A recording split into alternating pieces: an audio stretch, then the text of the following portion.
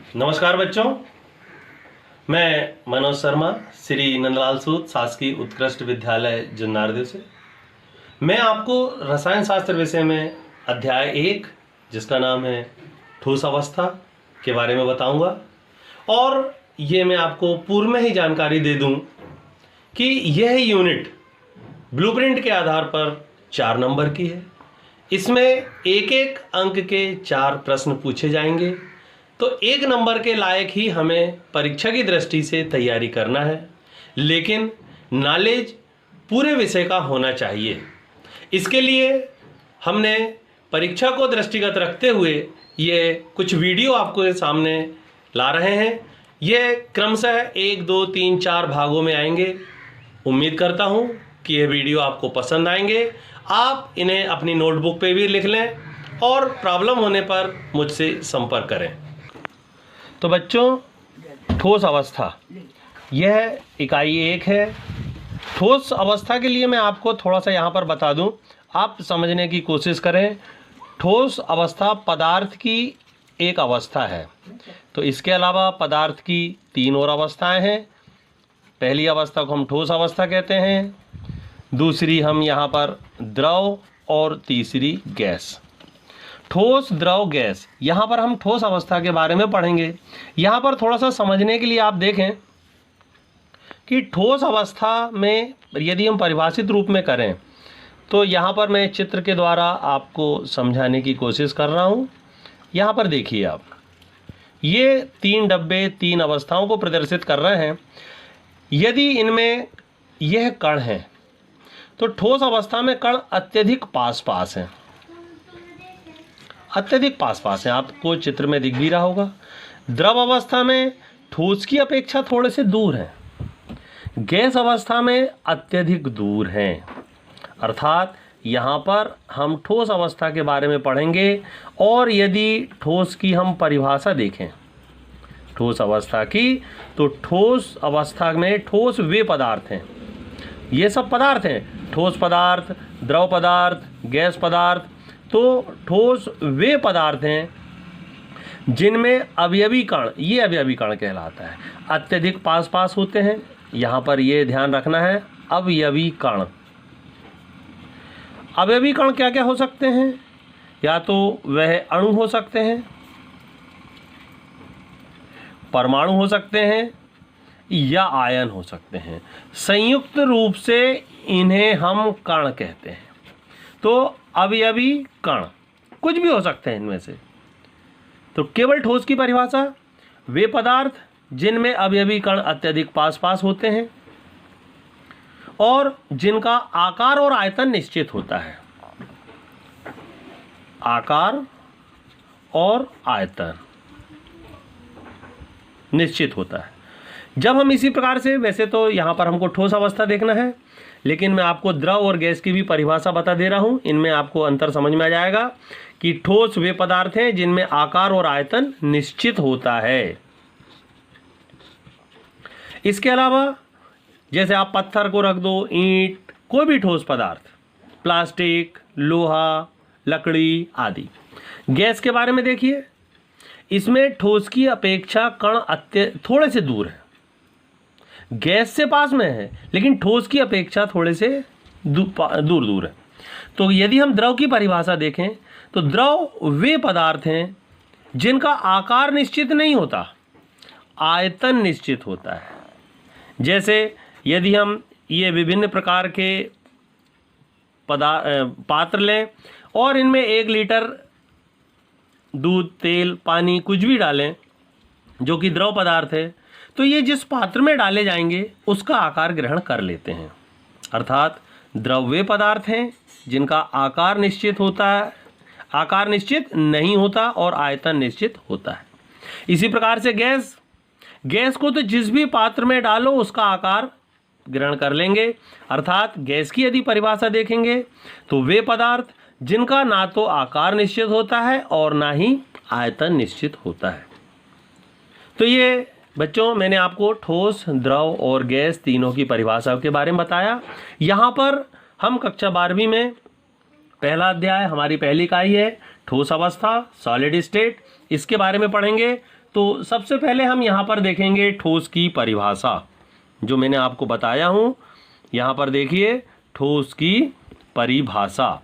एक बार पुनः, ठोस पदार्थ की वह अवस्था है जिसमें अवयवी कण अत्यधिक पास पास होते हैं। इसके बाद हम देखेंगे इनके सामान्य लक्षण। बेटा ये तो हो गया आपको समझाने की दृष्टि से। फिर हम इसके बाद देखेंगे वर्गीकरण। ठोस दो प्रकार के होते हैं, क्रिस्टलीय ठोस और अक्रिस्टलीय ठोस। मैं आपको समझाने की दृष्टि से बता रहा हूं। ये जो मैं आपको बता रहा हूं इसका आप स्क्रीनशॉट भी ले सकते हैं और इन्हें आप अपनी कॉपी पे नोट भी कर सकते हैं। तो बच्चों यहाँ पर देखिए, अब जो अभी मैंने आपको समझाया इकाई 1 के बारे में, ठोस अवस्था, ठोस की परिभाषा। एक बार पुनः देखें आप। ठोस पदार्थ की वह अवस्था है जिसमें अवयवी कण अत्यधिक पास पास होते हैं। अवयवी कण के बारे में मैंने आपको बताया हूं, किन्हें कहते हैं? अणु हो सकते हैं, परमाणु हो सकते हैं या आयन हो सकते हैं। तो अवयवी कणों की स्थिरता पदार्थ की ठोस अवस्था को दृढ़ता एवं निश्चित आकृति प्रदान करती है। यह एक ठोस की परिभाषा हो गई। ठोस के बहुत से उदाहरण दिए जा सकते हैं, जैसा मैंने आपको बताया। अब पदार्थ की जो ठोस अवस्था है उसके कौन कौन से लक्षण होते हैं, यहाँ पर देखेंगे। पदार्थ की ठोस अवस्था में निम्नलिखित सामान्य लक्षण पाए जाते हैं। देखिए आप भी। नंबर 1, अवयवी कणों के मध्य प्रबल अंतर कण बल होना चाहिए। जैसा कि मैंने आपको बताया था कि इनमें जो कण रहते हैं वे अत्यधिक पास पास होते हैं। दूसरा, अवयवी कणों के मध्य निम्नतम दूरी बहुत पास पास होते हैं। जब इनके मध्य आकर्षण बल अधिक होगा तो उनके बीच की दूरी पास पास होगी। तीसरा है पदार्थ की निश्चित आकृति। जैसा मैंने आपको बताया कि इनका आकार निश्चित होता है। चौथा, अवयवी कणों का स्थिर रहते हुए अपने स्थान पर कंपन। अवयवी कण एक संग स्थिर तो रहते हैं लेकिन ये एक स्थान पर कंपन करते रहते हैं। और पांचवा, इनका सामान्य लक्षण है दृढ़ता एवं असंपीडनीयता। तो ये हुए पदार्थों, जो पदार्थ की ठोस अवस्था है उसके सामान्य लक्षण। अब देखिए आप यहाँ पर ठोसों का वर्गीकरण। ठोस कितने प्रकार के होते हैं? तो बच्चों ठोस दो प्रकार के होते हैं, क्रिस्टलीय ठोस और अक्रिस्टलीय ठोस। ये हम इसका थोड़ा सा अध्ययन 9वीं और 11वीं में भी पढ़ चुके हैं, पिछली कक्षाओं में पढ़ चुके हैं। तो ठोसों को रचक कणों के आधार पर दो भागों में बांटा जा सकता है। रचक कण या अवयवी कण एक ही होते हैं। यहाँ पर मैंने अलग अलग दिया हूँ फिर पुनः कि रचक कण अर्थात परमाणु हो सकते हैं, अणु हो सकते हैं या आयन हो सकते हैं। तो इसके बारे में हमें पुनः, तो देखिए सबसे पहले हम देख रहे हैं क्रिस्टलीय ठोस। ठोस दो प्रकार के, क्रिस्टलीय ठोस और अक्रिस्टलीय ठोस। तो पहला आया क्रिस्टलीय ठोस। इसको यदि हम परिभाषित करेंगे तो वे ठोस जिनमें उनकी रचक इकाई, जैसा मैंने आपको बताया रचक इकाई कौन कौन सी होती हैं, एक बार मन में आप रिवाइज कर लें। अणु, परमाणु या आयन एक नियमित क्रम व क्रमिक रूप से व्यवस्थित रहते हैं। मैं पुनः परिभाषा पढ़ रहा हूं। वे ठोस जिनमें उनकी रचक इकाई अणु, परमाणु या आयन एक नियमित व क्रमिक रूप से व्यवस्थित होते हैं क्रिस्टलीय ठोस कहलाते हैं। अब क्रिस्टलीय पदार्थ कौन कौन से हो सकते हैं जिनमें आकृति निश्चित होती है?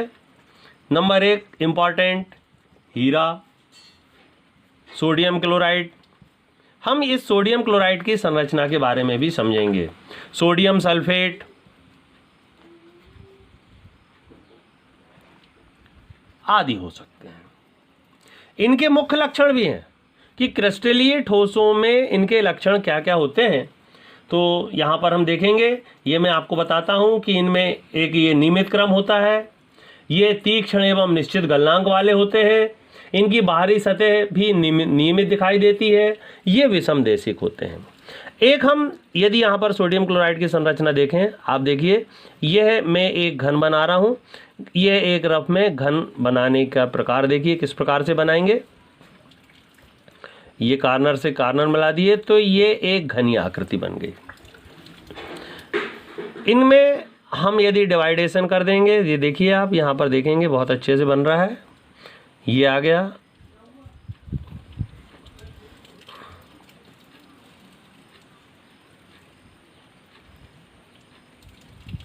यह आकृति जो है एक सोडियम क्लोराइड के लिए घनी आकृति। कोने पर ये कोने कहलाएंगे 1 2 3 4 5 6 7 8, ये कोनों पर कण कहलाते हैं। ये फलक कहलाती है, जैसे लूडो खेलने का पासा, वह एक घन है। यह जो है वह एक घनी आकृति ही है सोडियम क्लोराइड की। इसको और अच्छे से समझने के लिए आप परिभाषा देखिए कि किस प्रकार से परिभाषित और किस प्रकार से किया गया है। जैसा कि मैंने आपको बताया हूं कि आप इसको नोट भी कर सकते हैं। अब यहाँ पर देखिए क्रिस्टलीय ठोस, वे ठोस जिनमें उनकी रचक इकाई अणु, परमाणु या आयन एक नियमित व क्रमिक रूप से व्यवस्थित रहती है, क्रिस्टलीय ठोस कहलाते हैं। क्रिस्टलीय ठोस के उदाहरण यहाँ पर दिए गए हैं, जैसे हीरा, सोडियम क्लोराइड, सोडियम सल्फेट आदि। क्रिस्टलीय ठोसों के मुख्य लक्षण, नंबर 1, अवयवी घटक नियमित क्रम में व्यवस्थित होते हैं। ये तीक्ष्ण एवं निश्चित गलनांक रखते हैं। क्रिस्टल निर्माण के समय बाहरी सतह भी नियमित क्रम दर्शाती है। ये विषमदेशिक होते हैं। अब मैं यहाँ पर आपको सोडियम क्लोराइड की संरचना या एक घनी संरचना बना रहा हूँ। आप भी देखिए थोड़ा सा ध्यान से कि बनाना किस प्रकार से है।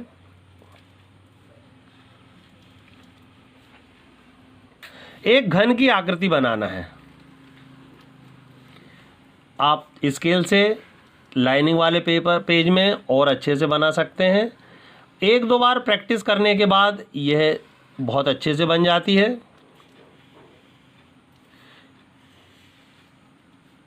ये बन गया एक घन। अब ये घन की फलक दिख रही हैं आपको, 1 2 3 4, एक ये पीछे वाली 5 और एक ये 6। ये 6 फलक दिख रही हैं। कोने दिख रहे हैं 1 2 3 4 5 6 7 और ये 8। मैं इन कोनों को एक बार गोले लगा के प्रदर्शित कर दे रहा हूं। देखिए कोने कौन कौन से हो रहे हैं।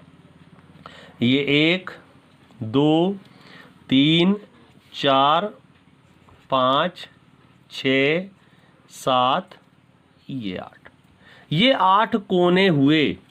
लेकिन यदि हम फलकों को और प्रदर्शित करें तो यहाँ पर देखिए सोडियम क्लोराइड की संरचना के लिए ये आकृति और इस प्रकार से बनानी होती है। वैसे ये एक नंबर के 4 प्रश्न आएंगे।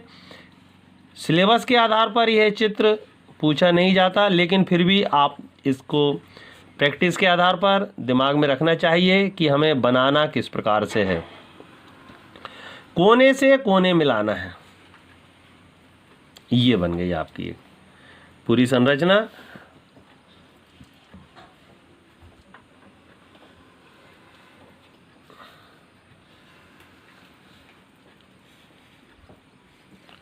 ये सोडियम क्लोराइड की संरचना। यहां पर जो कोनों पर है वह ऋणायन रहते हैं। NaCl आप यहाँ पर देखेंगे इस प्रकार से Na और Cl, Na के ऊपर प्लस चार्ज होता है, Cl के ऊपर माइनस चार्ज होता है। ये आपस में जुड़ते हैं। इनकी कोऑर्डिनेशन 6:6 होती है। ये बाद में देखेंगे।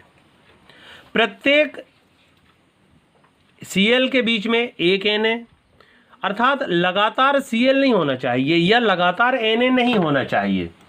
यदि हम यहाँ पर देखेंगे Na को हम यदि क्रॉस से प्रदर्शित करें, Cl को गोले से जैसे हम प्रदर्शित कर ही रहे हैं, तो यहाँ ये जो 2 Cl आयन है, क्लोराइड आयन है, उनके बीच में यहाँ पर Na आएगा, इनके बीच में भी ये Na आएगा, यहाँ पर Na, ये Na। इस प्रकार से आप पूरा एक जो स्ट्रक्चर है उसमें भर सकते हैं कि कहाँ पर कौन सी स्थिति आ रही है। दो गोलों के बीच में एक क्रॉस अर्थात दो Cl क्लोराइड आयन के बीच में एक Na या दो Na के बीच में आपको ये देखो ये गोले और ये क्रॉस लग गया। अब इनके बीच में आप यहाँ पर क्या आएगा, ये देखो दो क्रॉस है अर्थात दो Na है, तो यहाँ पर ये एक Cl आ जाएगा। मतलब यहाँ पर जो हम एक खेल खेलते थे क्रॉस वाला कि उसी प्रकार से ये दो क्रॉस के बीच में ये गोला आ गया, ये दो क्रॉस के बीच में ये गोला आ गया, ये दो क्रॉस के बीच में ये गोला आ गया। अब आप बताइए ये क्रॉस और ये क्रॉस तो यहाँ क्या आना चाहिए, देखते ही समझ में आ जाता है कि यहाँ पर गोला होगा। अर्थात ये गोले को हम ये Cl आयन के द्वारा, क्रॉस को हम Na के द्वारा, ये गोला और क्रॉस नहीं देखना आपको, यहाँ पर Na प्लस और Cl माइनस को ही समझना है। अब बताइए आप यहाँ पर हम इसको भी इस प्रकार से ऐसा कर दें तो ये जो गोल Cl के बीच में यहाँ पर क्या आ जाएगा, ये देखते ही से लगता है कि क्रॉस। यहाँ पर अब आप देखिए यह एक NaCl की संरचना स्ट्रक्चर जो कि एक क्रिस्टलीय ठोस से प्रदर्शित की गई है। यह संरचना आप पुस्तक में भी दी गई है, इसे अच्छे से देखना है, लेकिन हमें केवल क्रिस्टलीय ठोस, इसकी परिभाषा, इनके बारे में भी देखना है। और इसी प्रकार से हम यहाँ पर अब देखेंगे अक्रिस्टलीय ठोस। अक्रिस्टलीय ठोस के बारे में, वे ठोस जिनमें उनकी रचक इकाई नियमित व क्रमिक रूप से व्यवस्थित नहीं रहते, अपोजिट उसका, अक्रिस्टलीय ठोस कहलाते हैं। जैसे कांच, प्लास्टिक, रबर आदि, ये अक्रिस्टलीय ठोस हैं। अक्रिस्टलीय ठोसों के मुख्य लक्षण, नंबर 1, अवयवी घटक नियमित क्रम में व्यवस्थित नहीं होते हैं। दूसरा, ये तीक्ष्ण व निश्चित गलनांक नहीं रखते हैं। नेक्स्ट, ठोस निर्माण के समय बाहरी सतह भी नियमित क्रम नहीं दर्शाती है।